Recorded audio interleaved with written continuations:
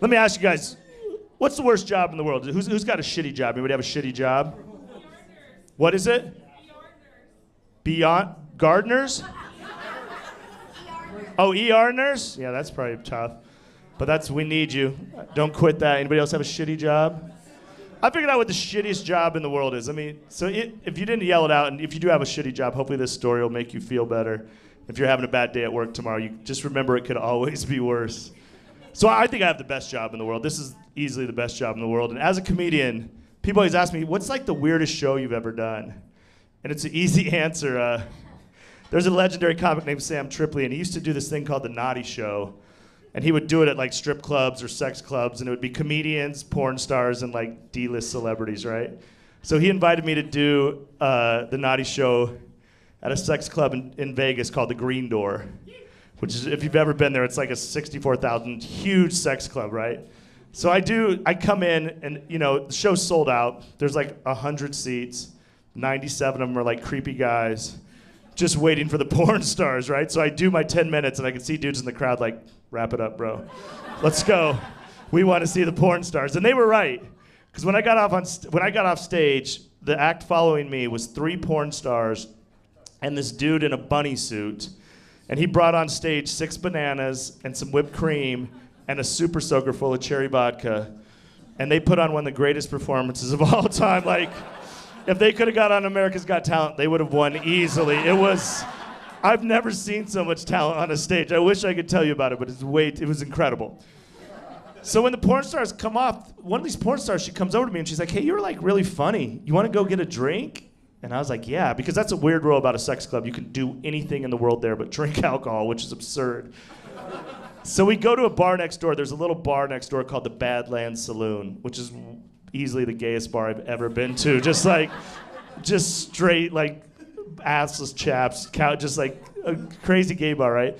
So we go over there and we sit down, we have a drink. And at this point, I had a weird childhood friend in town that just always wanted to see me perform, this Mormon kid. And if you know anything about Mormons, they pretend like they're not supposed to go to sex clubs and drink and go, but he couldn't wait to go out. He wanted a break from his 8 kids and wife, so he joins me and the porn star at the Badlands Saloon. So we're sitting at the Badlands Saloon, and all these dudes come in, these creepy like porn dudes that love porn stars. They come over to my porn star friend, and she had grown her bush out for I don't know what month that is. What month is that? You do that? Is there a month? I don't know. She had a huge bush, right?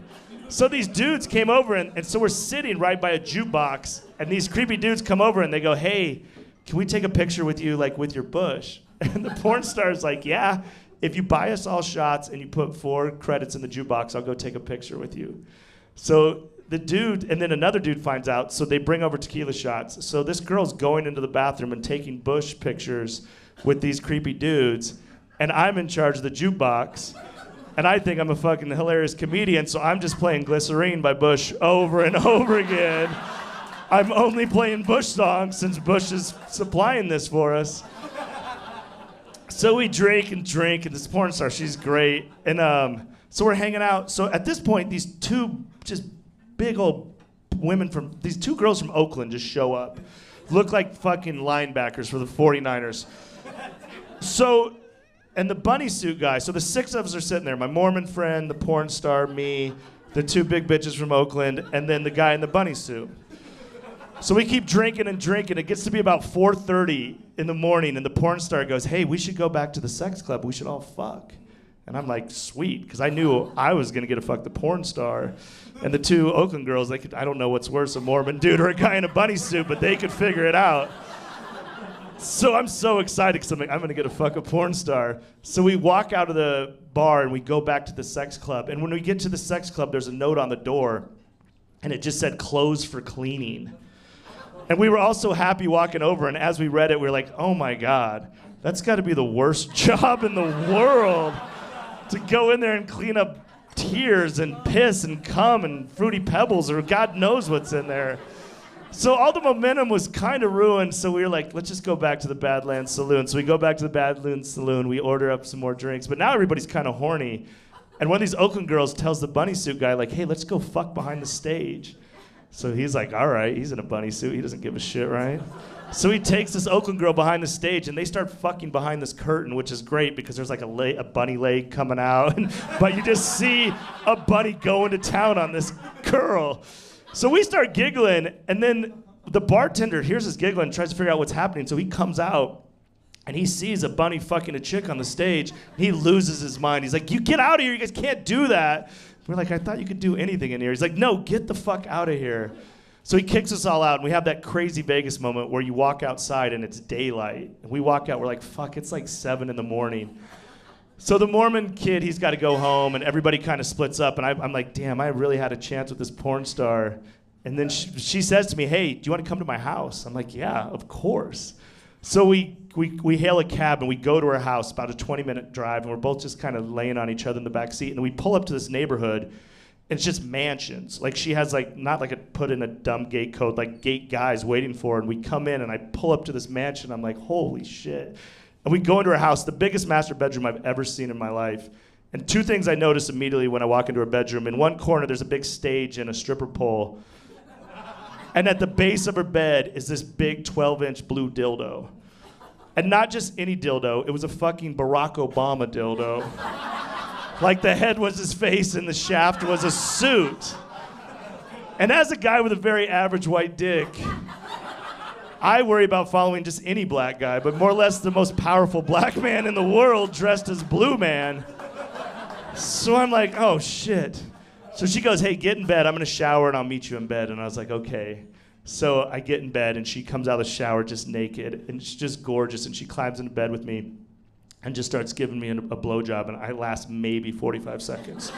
If that. I just immediately come all over the place. And she's like, I think it's like that Malcolm Gladwell 10,000 hours thing, where she had done the work and she was like perfected it. So we fall asleep.